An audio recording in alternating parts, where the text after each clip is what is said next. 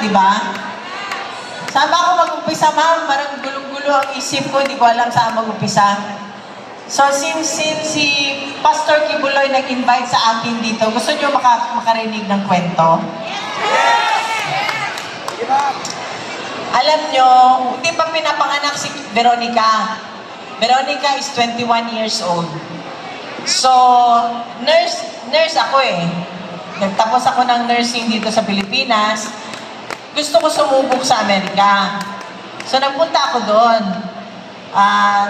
Challenge ko yung board exam, nursing licensure board exam ng nursing doon sa Amerika. Tapos, ano ba nangyari? Doon, wala akong matirahan. Doon ako pinatira nila pastor sa bahay nila.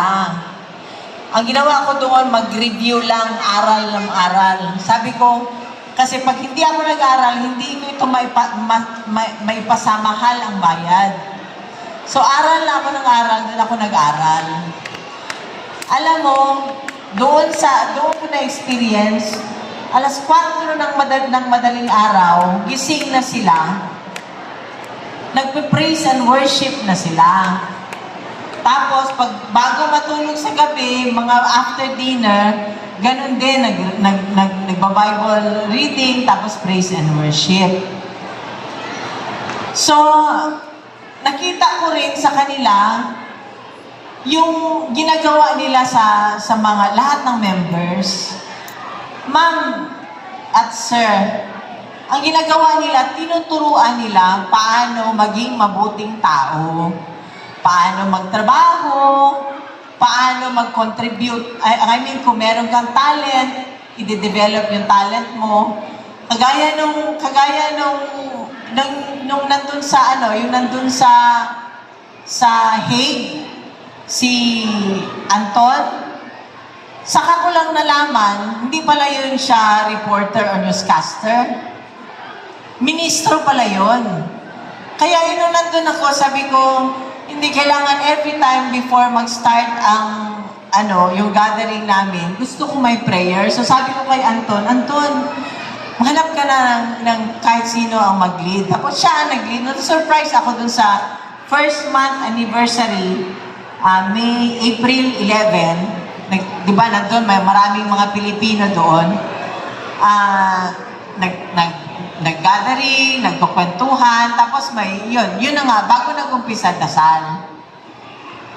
So, yan ang ko, walang kriminal sa grupo ng KOJC. Walang kriminal dyan. Tinuturuan lahat magtrabaho, tsaka Bible-based yan. Nag-aaral yan sila ng Biblia. Kumakanta lang yan sila ng mga Christian song. Naalala ko nga nung birthday ni Pastor. Alam mo ba, imbis na invited kami noon presidente pa siya noon, nung pinaka-last na birthday ni Pastor, imbis na kumanta lang yung mga worldly song, si Pastor hindi mo talaga mapakanta ng worldly song. Hindi mo mapakanta ng Killing Me Softly yan. Hindi mo mapakanta ng Frank Sinatra yan. Ang kinakanta niyan, puro lang Christian song. So, ganun si Pastor. Tsaka, ang pagkakakilala ko kay Pastor, mabuting tao si Pastor. Wala nga kaso di ba?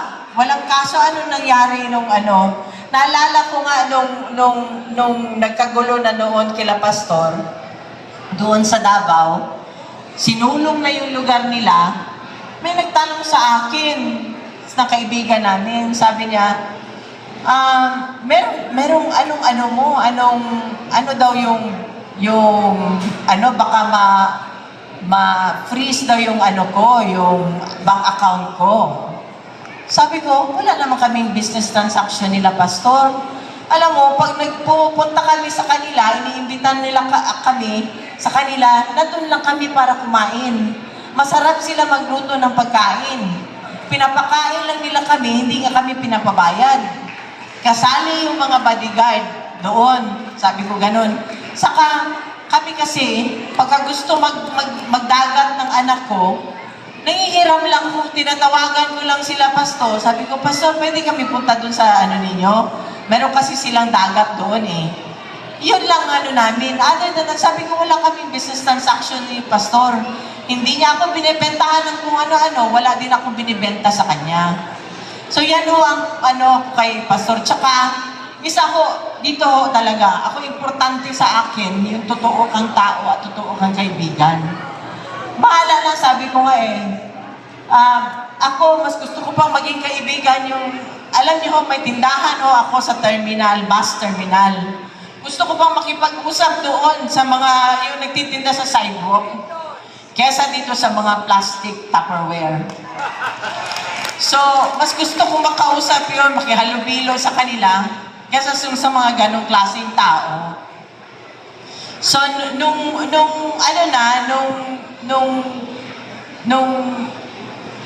sabi ko nga nandito pa siya sa, Pilipinas, sa Davao pa. Sabi ko, si Pastor, baliktarin mo man yan, totoo mong kaibigan.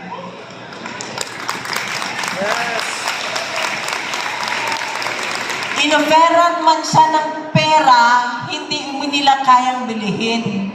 Totoo mong kaibigan. Kinulong na nila, kaibigan mo pa rin. Yun ang sabi ko kay PRD noon.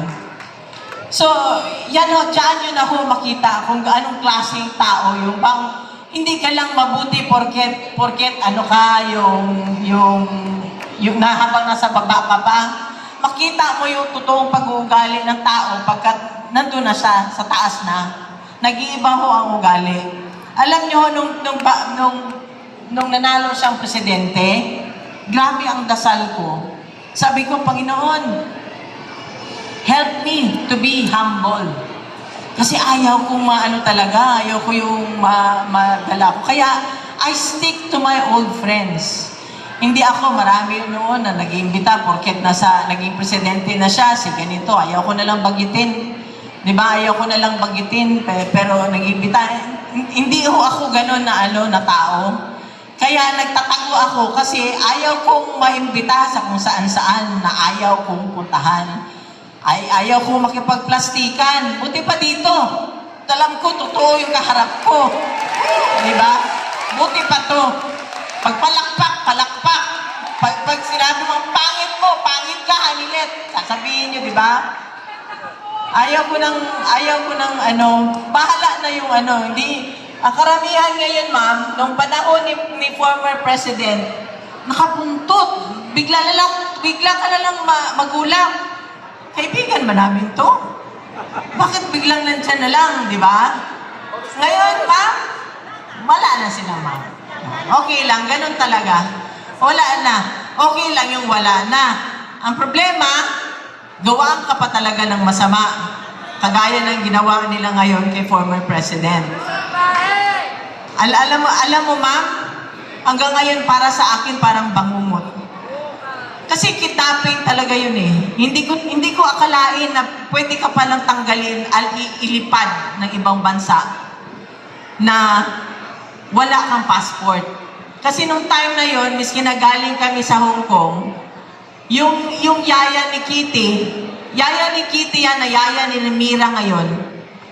That means 21 years na siya sa amin. Sabi ko, kasi ilang araw nung absent, binook ko na yung flight nun pabalik ng Davao. So ibang gamit namin, dinala na niya. So, kaya nung nagtaka ako, sabi ko, nung nandun kami sa Villamor, ma'am, paikot-ikot ako. Ako ang lumalabas eh. Natulog na lang si PRD noon kasi maaga yung flight namin. Natulog siya doon sa sofa. Nakita niyo yung litrato noon, di ba? Sa sofa siya natutulog. Ako, labas ako dito sa exit na to, labas naman ako doon, di ako mapakali. Kasi gusto kong malaman anong mangyayari, ano ba talaga. So yung isang lawyer doon, tinanong ko, sabi ko, attorney, anong papeles na? Sabi niya, ma'am, ayaw pa ipapasok ang papeles para document yun na pirmahan niya para madala sa Supreme Court. So, Tapos sabi niya, "Attorney, paano yan? Halika, labas tayo, kunin natin." Tapos sabi niya sa akin, "Ma'am, may nagawa ng paraan. Nagawa ng paraan. Meron daw kaya pala matagal, kasi ang kapal, ganito kakapal." Hindi ako mapakali, tulog kasi siya eh. Ikot ako dito, nagtaka ako, bakit may eroplanong maingay sa labas? Na umaandar, hanggang umaga yun, magmula pagdating namin doon hanggang gabi na yon. So, yun, nung napuslit ko, yung napirmahan na yung document, di ba kita nyo anong nangyari? From paglabas namin, di ba kitang wala namang, sino hindi nakakita nun? Sino hindi nakakita? Lahat, di ba? Napanood nyo lahat, di ba? Di ba? Nasa social media lahat?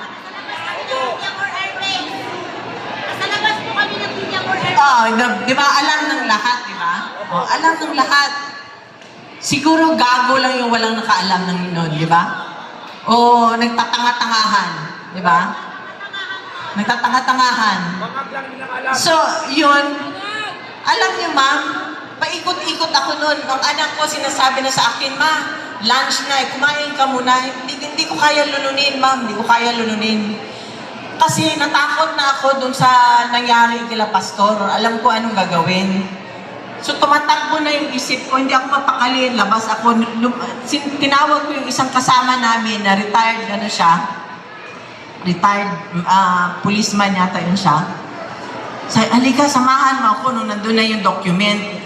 Mga past 2:30, sumakay kami dun sa sasakyan. Kailangan ilabas ko yung document. Inabot ko kila Senator Bongo para madala sa Supreme Court.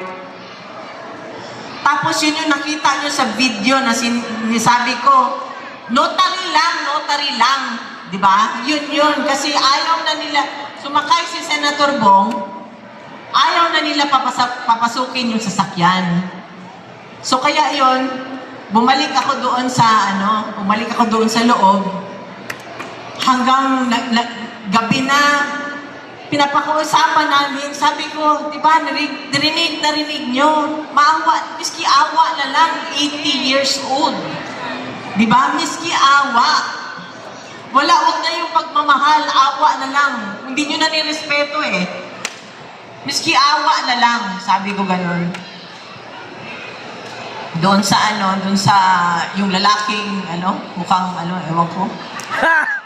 Sabi ko, miski awa na lang.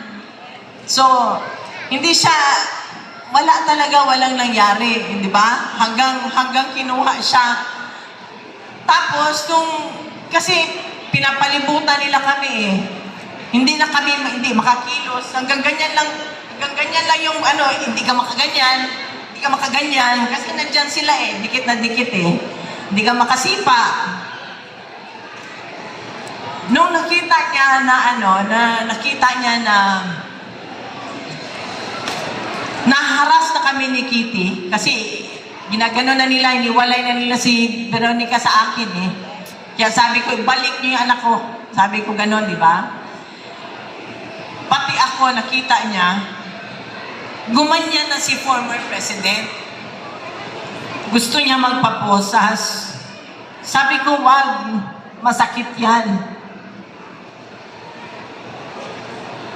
Sabi ko, wag. Wala na, nagkusa na lang siya.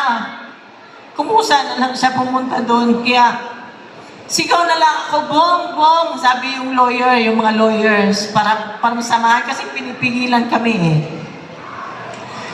Wala na talaga akong magawa. Kaya yun, nung time na bago pa lang, di ba, bago pa lang kami bumaba ng eroplano, gusto niya na kami pauwiin. Kasi ayaw niya makita ng mga anak ko ni Kitty. Pero sad to say, nakita niya talaga. So yun, natangay na siya. Biruin mo, ilang oras kami doon? 10 oras ba kami? 10 oras kami. Di ba? Tapos, may isang paek-ek. 10 oras kami doon. May dapat ginawa ka.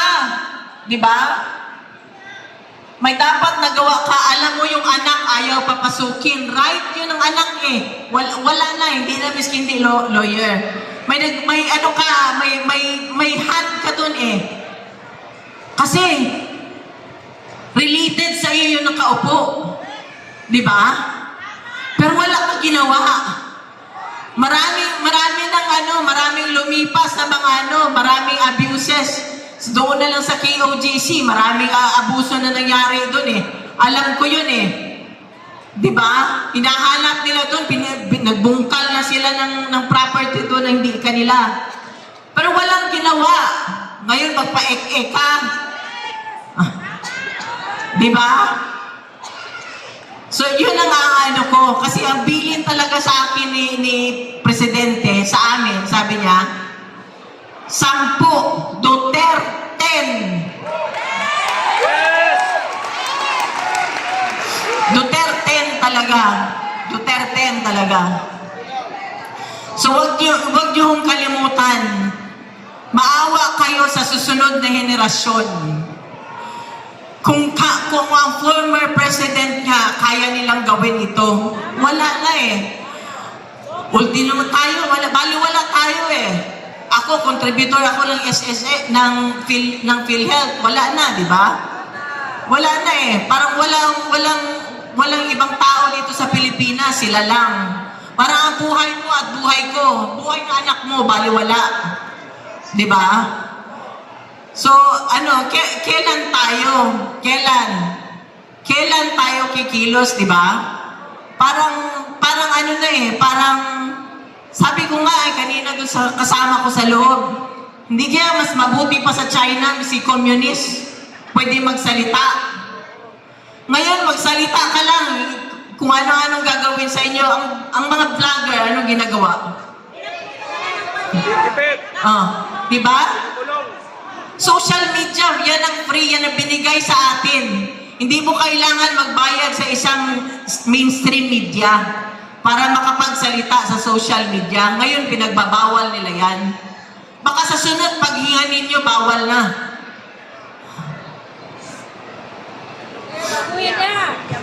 Ang isang kinakasakit ko talaga ng loob, ma'am, tsaka sir. Kasi nung isang araw, may calls kami Tuesdays saka Fridays. Ito, iyak naman ako kasi tuwing kwento ko nito, may iyak ako eh. Yung calls, ako tinawagan ni former president. Tinawagan ako ni PRD. Sabi ko, kumusta ka? Kinokontrol ko yung ko kasi ayaw niya yung may iyak eh. Alam niya ako iyakin. Sabi ko, kumusta ka? Usap. Ay, si pala, ganito, lahat, kwento-kwento ko. Ay, si Kitty nag-text, sabi niya, sinabihan pa naman ako ni Kitty na, ma'am, may importante ka bang sabihin kay Dada? Kasi kung wala, ako na lang daw. Siya na lang daw. Ang sabi ng tatay niya sa akin, sabi niya na, sabihan mo na lang si Kitty, na kasi napagka siya ang kausap ko, emotional ako. Ganon, ayaw niya. So, ako, nasaktan ako kasi alam ko, masasaktan yung anak ko. So, iniba ko na naman topic, nangyari masaya. Hindi ko kwento lang daw niya yung nangyari ng birthday party nila ni Mira. Ganon. Tapos, sabi na naman niya, explain mo na lang. Kasi ako, mag-isa lang ako dito. Pag siya ang kausap ko, emotional ako. So, ilang beses ko inulit, sabi niya ayaw. Ang ginawa ko, pagkatapos ng call namin, tinawagan ko yung anak ko, umiyak na ako na, sorry talaga, kasi ang papa mo, sabi niya, pag ikaw ang kausap niya, emotional daw siya. Ako naman, naawa ko sa tatay kasi siya lang mag-isa doon. So, ayaw ko siyang ma-stress, ayaw ko siyang malungkot doon. Iyak ako, pinakamalakas ko na iyak yun kasi ako lang sa isang kwarto. Sorry talaga na, intindihin mo na lang papa mo. Sorry talaga. Kasi gusto niya makausap ang papa niya. Deprived na nga siya 6 years di ba? Laging presidente ang papa niya. Tapos, sige ako iyak, kagulgul ako, pasensyahan mo na lang. Sabi ko, sige ka na lang sulat, ganun sabi ko sa kanya. Sige ako apologize sa kanya kasi alam ko nasasaktan siya na kung hindi siya kausapin. Tapos maya-maya sabi niya, ma, sandali lang ma, may tawag ma. Hindi naanuhan ako ng loob kasi yun na nga tumawag yung papa niya. So nag-usap sila. Yun, yung ano ba, yung klase ng tao na alam niyo ba, sa anak ko na lang, anong ginawa nila? Doble ang sakit sa tatay at sa anak. Kasi yung kitty ko, may ano yan siya nagtitherapy yan siya. Ang parang security blanket niya, papa niya. So, natutulog pa yan, 20 anyos, 21 anyos, natutulog yan sa tabi ng papa niya. Ang papa niya, magreklamo sa akin. Sabihan mo nga yung anak mo, kaya hindi magkapareho, magkaiba man sila na pagpasok ni Kitty, hindi pa inaantok ang tatay niya, nanonood pa ng TV, sabihan niya, Dada, matulog na tayo. Patayin na lang ng tatay niya yung TV, tapos yung aircon ang aircon ng thermostat ng papa niya, 28. Ang kay Kitty, 16. Tapos, yung kulambo ng tatay niya, alisin niya. So yung papa niya, reklamo sa akin. Kausapin mo nga yung anak mo, sabihin mo dun sa kwarto niya matulog. Wala akong magawa, wala lang ako, pabingi-bingihan lang ako kasi isa gusto sa siya naman gusto niya palipatin kasi naawa na din ako, hindi din makatulog. Tsaka nung nag-aaral siya sa Manila, sabihan niya ako pagka na naman siya, may moment siya, ma, kailan papuntahin mo na si Dada dito, wala man siya trabaho. Gano'n lang sabi niya kasi gusto niya magbantay sa kanya. Bakit ano ba ginagawa ni Dada dyan? Wala man siyang trabaho. Yung tatay naman niya, naawa naman ako kasi ayaw na sumakay ng eroplano. Ano na ba? Siyempre, matanda na. So hati ako ba? So yan ang dalawang ko, sakit ng dibdib ko.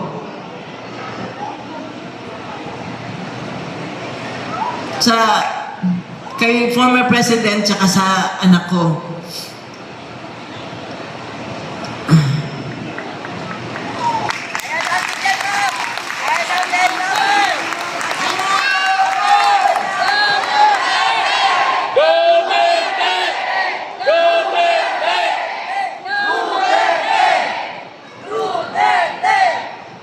Kaya nga ngayon yung anak ko, naawa ako, nahinog sa pilit.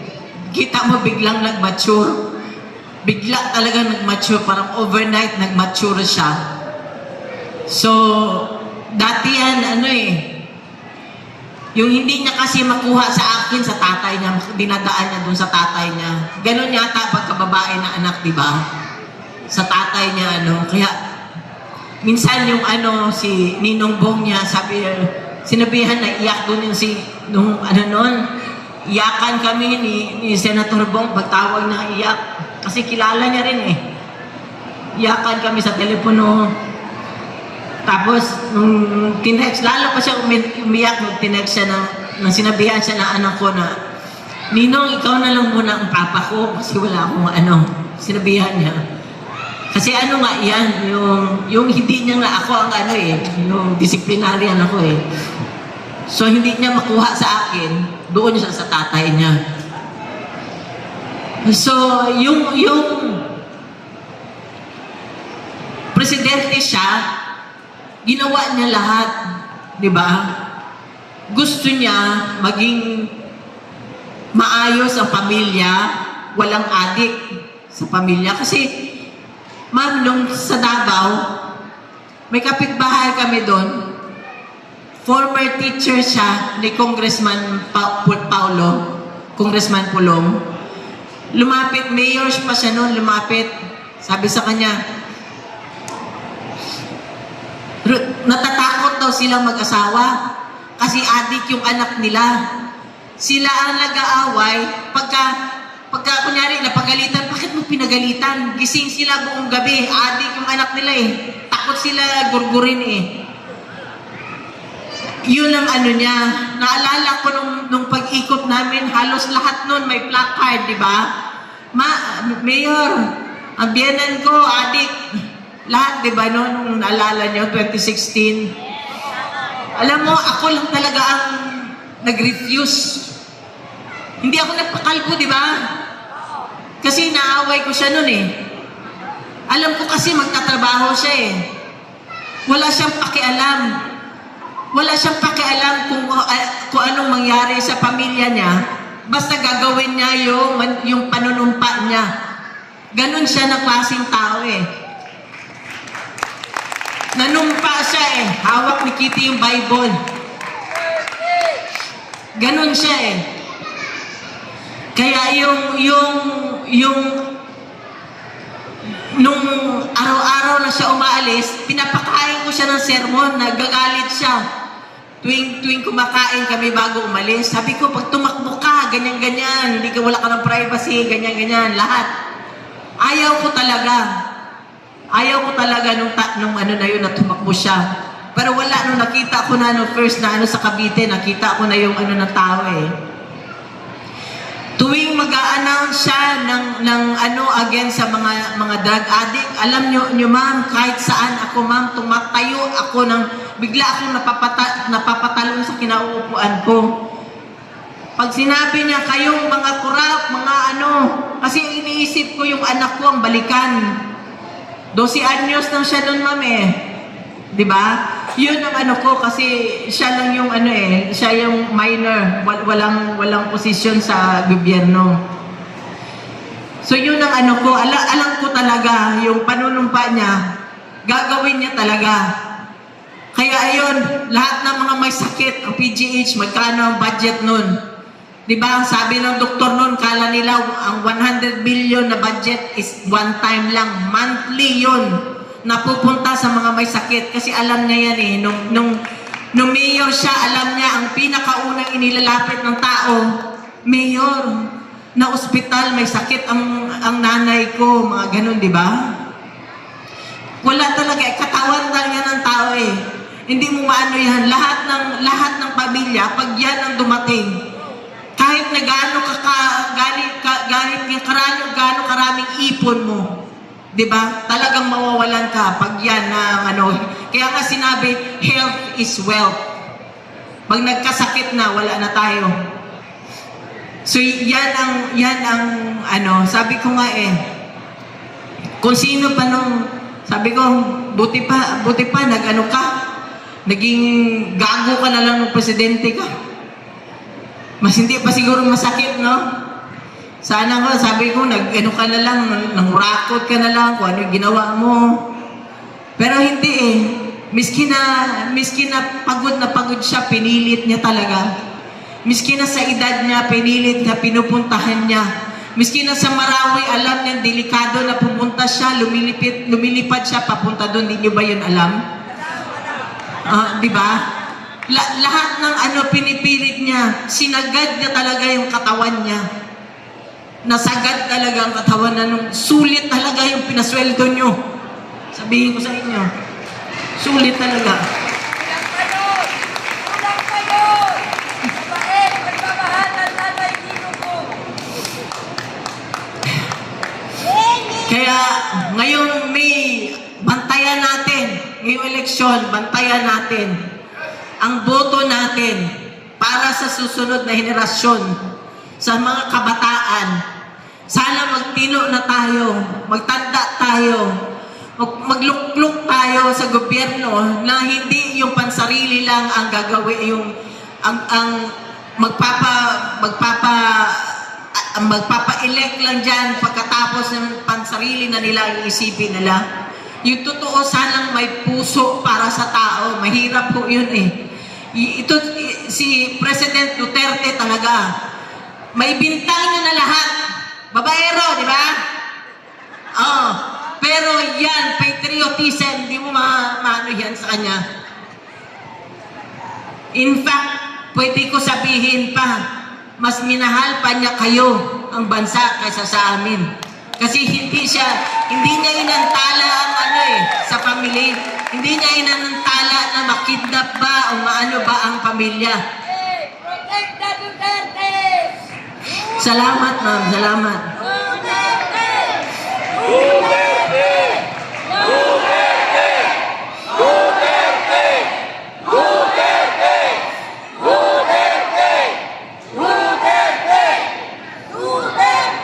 Hindi niya inisip, ma'am, na yung meron pala siyang anak, meron siyang apo. Pag nag-warning siya sa kurap, wala. Pag nag-warning siya sa drug lord, wala kami sa isip. Ang iniisip niya ang pamilya ang anak ng bawat Pilipino. Na yung anak mong babae, yung anak mong lalaki, hindi drug addict. Yung anak mong babae at asawa makakauwi, makakapunta, makakagimik, makabalik sa bahay.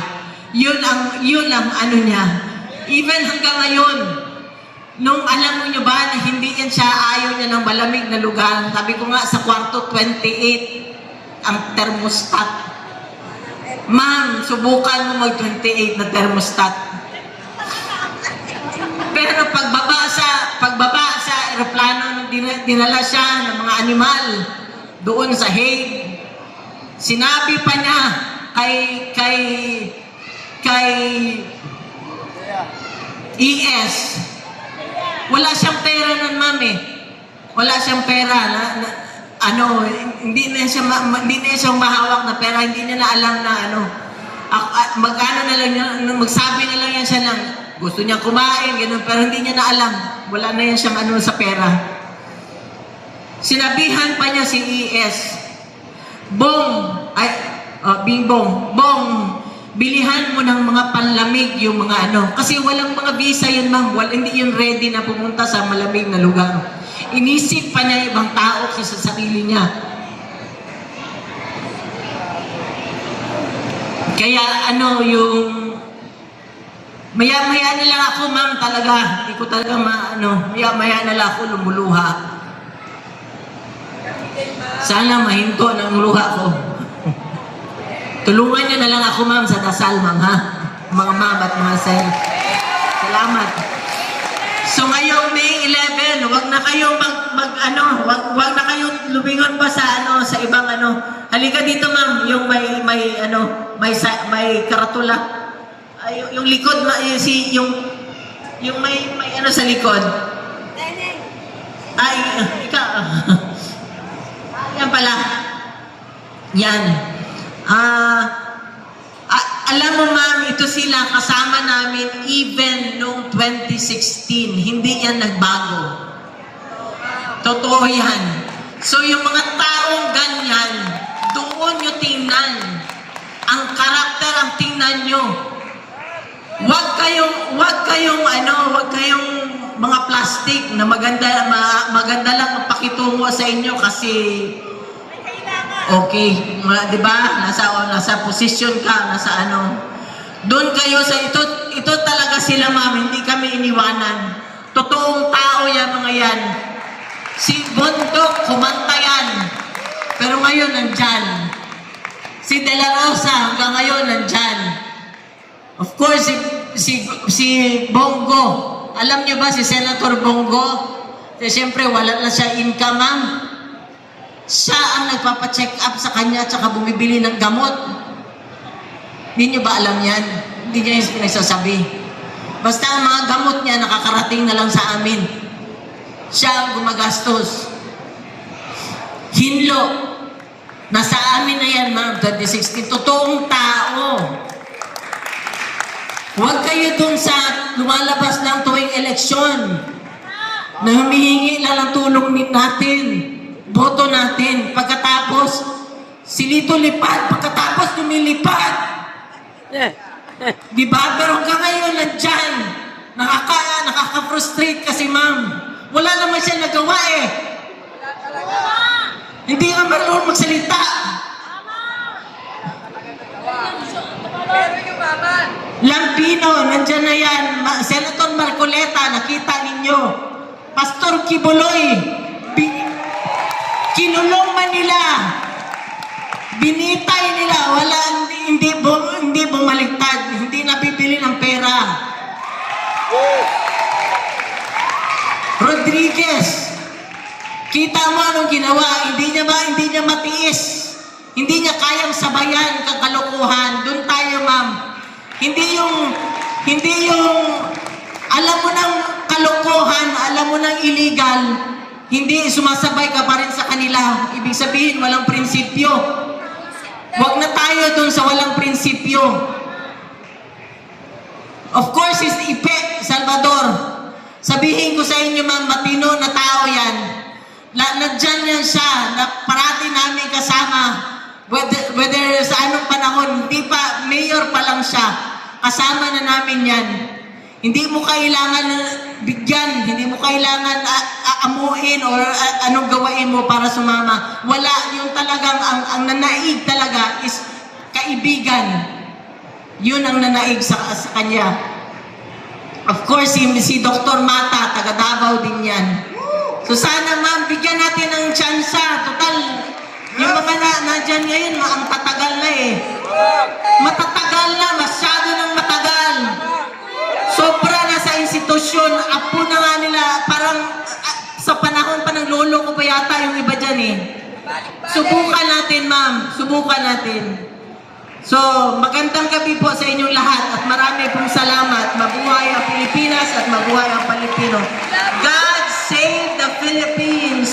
Pagdasalon natin ang Pilipinas. Dasal ang ating sandata ngayon. Dasal ang ating kailangan. Salamat po. Duterte! Duterte! Duterte! Bring him home! Bring him home! Bring him home! Mga kababayan, Miss Hanalet Avancenia! At sa mga oras na ito, hinihiling po namin ang lahat na manatili po tayo dito sa stage kasama ang mga senatorial candidates at representatives ni Pastor Apollo C. Kibuloy. Mga kababayan, alam natin na masakit para sa atin ang iligal na pagka-aresto kay dating Pangulong Rodrigo Roa Duterte. Lahat naturog ang ating mga puso nang makita natin si Tatay Digong na dinala sa The Hague, Netherlands. Pero sa kabila ng napakasakit na nangyari, nakita ng mga kalaban, nakita ng buong Pilipinas, nakita ng buong mundo ang pagkakaisa ng bawat Pilipino. At ang sigaw ng bawat isa ay Duterte pa rin. Sa mga oras na ito, muli nating ipakita ang pagmamahal natin kay Tatay Digong. Kahit hindi man natin siya kasama, kahit siya ay nag-iisa sa The Hague, Netherlands, siya ay nananatili sa ating mga puso. Kung may mga cellphones po tayo, mga kababayan, i-on po natin ang ating mga flash. Ipakita natin sa buong mundo ang bitbit nating liwanag sa madilim na Pilipinas. Ipakita natin sa buong mundo na mahal natin si Tatay Digong. Ipakita natin sa buong mundo na ang Pilipinas, Duterte pa rin!